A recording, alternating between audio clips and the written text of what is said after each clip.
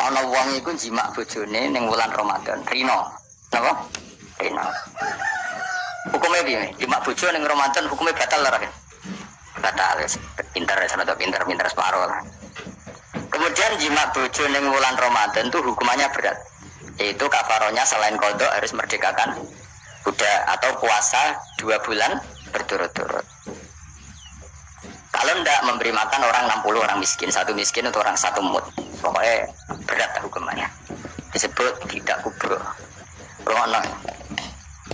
Lalu menurut Imam Syafi'i, pelanggaran dengan sanksi seberat itu adalah hanya untuk jima. Sehingga kalau kamu batal lewat makan, ya tidak kena hukuman seberat itu karena makan tidak jima ya tidak makan. Cara tangkem melek wis suwe bah nang jima ra makan ra jima. Cara tangkem melek. Mergo jima dianggap terlalu seru, meskipun halal dianggap seru. Cek kurang ajar ya poso-poso batal demi jima bojone. Ya tentu iki contoh bojo ayu elek ora kepikiran sih. Ya coba ngomong soal Gus, ngumpet sedina ra kowe bojomu elek dadi ra bayangno. Kowe kok coba nambah awakmu to. Iki bayangno iku wong Arab mangane daging ki mangane mendoan. Mendoan tempe kamane. Apa sing tahu apa bacem tahu susur terus apa jadah terong yo mesti subhanallah ora iso dikiasno. Wis mangane mendoan bojone elek ora ngarah kecelakaan ngono. Iki bayangno wong Arab mangane daging bojone. Wes sak Mustafa kusulah cara wong Arab sing wayu bang ngono. Wes ora iso ngempet tak jamin. Posisi gelem halal. Jadi kok coba yang awakmu dhewe sing mangane napa? Mendoan tahu susu. Jadah. Ora seret nek sak apik. Kula pertama mangan jadah iku kaget. Kula niku kan rada kiai lah. Rada kiai iku nak mangan niku golek sing gampang, tak pangan telat kabeh bingung. Sesuk ning Jogja kulino, kenapa dhisik ora kulino mangan yang seperti itu. Sesuk saiki kulino. Alhamdulillah ora tau keleleden. Pertama keleleden. Aneh daerah kula kan apa? Aneh. Pomne jenenge jadah kok elek.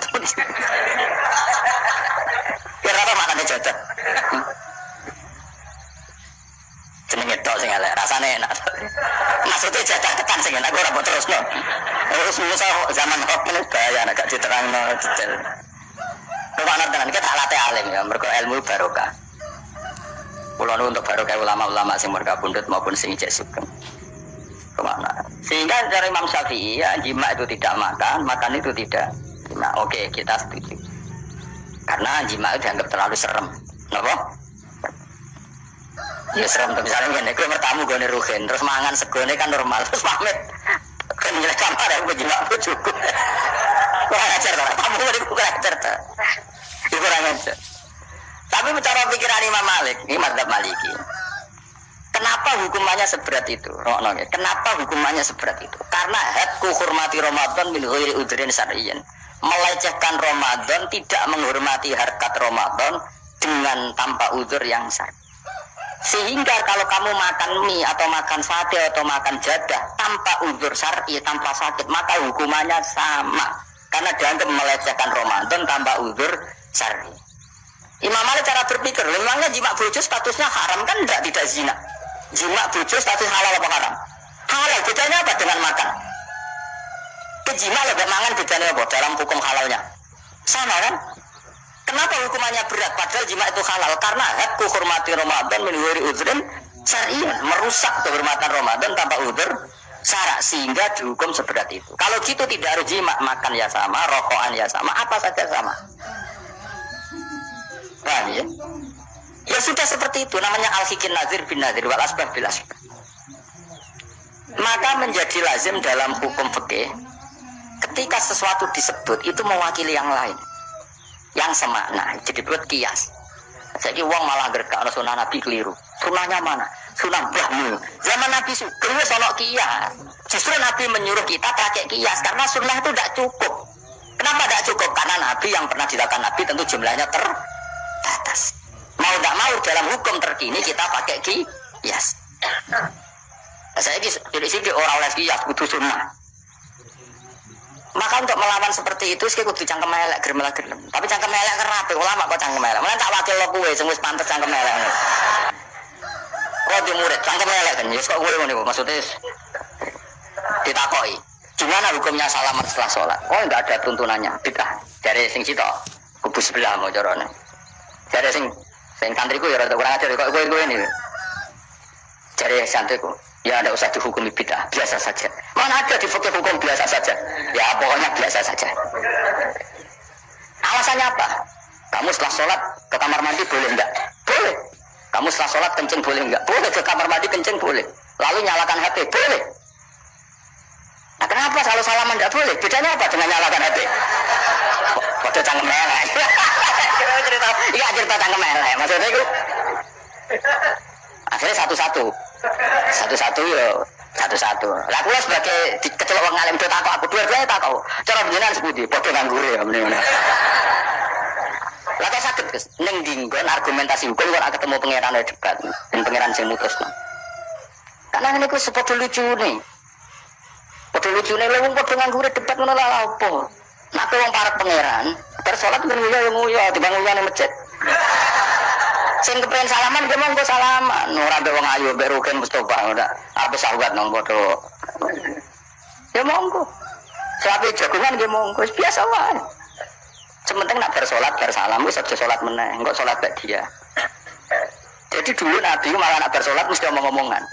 Mergo kesunatane memisah salat fardu dan salat sunat. Maka lakukan sesuatu, di antaranya merubah tempat duduk atau ngendikan. Jadi dulu itu enggak terikat. Ayo, mau ikut jenenge kias. Kalau kamu bersolat, boleh enggak kamu setelah sholat nyalakan HP? Ya boleh. Boleh enggak setelah sholat nge-SMS orang? Ya boleh. Kok enggak dihukumi bid'ah? Kenapa salaman kok yang tersangka? Nah itu kias. Tapi kalau terus mendingan berhubung sama-sama enggak ada dalilnya, milih yang enggak salaman. Tepaan pinggirnya kira cocok. Ya, tapi ada orang jujur. Yang ini enak cocok salaman, ala cocok enggak usah. Malah enggak meneh kan hukum orang. Tapi susahnya apa sih kita tidak ngomong seperti itu? Sing salaman ya keben, wong ini alam demokrasi. Saya salaman yo, keben ya biasa wae. Wong bar salat itu perintah pangeran eling pangeran. Ya sudah.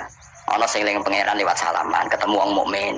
Ana sing carane eling pangeran nunduk wilu terus ngaca tasbih. Ana sing nganggo tasbih bid'ah, nganggo drijine. Ya monggo sementing aja misoi wong. Susah ya apa sih? Waras sithik maksudnya ilmiah sithik. Nah sekarang kita bedai, saya ini madzhab Maliki apa Hambali, apa Syafi'i, mau bedaian mau ya. Maka terus diputuskan kalau nggak ada sunnah Rasul maka al-hikin nazir bin nazir, hukum sih mirip-mirip. Sekarang begini misalnya contohnya, saya berkali-kali cerita ini anekdot tapi nyata. Ada seorang alumni penggaweane nabok ibu Juni, nabok itu kan dengan tangan, nabok dalam bahasa Jawa dengan tangan kan. Barang dia ini dilapuri, karena kan mencukuman nabok ibu Juni. Kang Romulan bojone kan lapor aku, Gus sakniki mboten naboki, nyadui. Karena kan tak coba, kok isih nyadui piye? Jare sing haram naboki, Gus. Sakniki tak oleh nyadui. Terus aku mending ngene, ya aja nyadui. Kang Romulan bojone lapor, sakniki ngidoni. Hanya karena terjebak tekstual, apa? Tekstual. Berhubung naboki tidak nyadui, kalau naboki haram nyadui ora mesti haram, itu terjebak apa? Tekstual. Coba kalau dia waras sedikit, makna haram nabok itu menyakiti.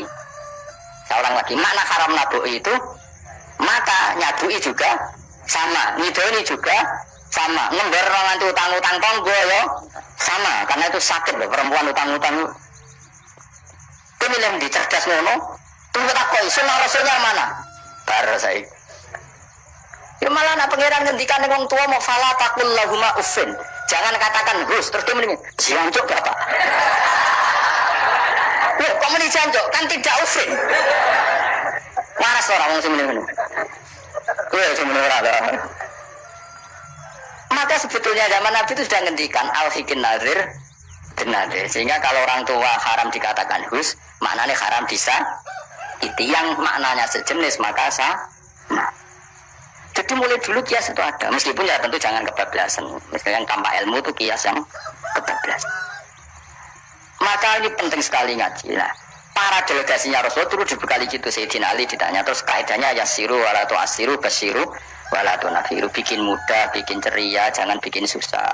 Bikin gembira, jangan bikin susah. Mulanya kalau ngaji seneng guyon. Perkarane kowe sumpek ning omah, rai-raimu rai sumpek. Lah sumpek ning ngaji. sumpek no bisa. Kan sumpek double. Stres malah ngel wong. Jadi tidak guyon naik dan rileks, lali utang sejenak, no. Mereka nak Dewi Nabi jelas basiru beri berita gembira. Nah, soalnya teko ngaji rafam lah swarga, soalnya kayak berita gembira tenan ora sok ben kok.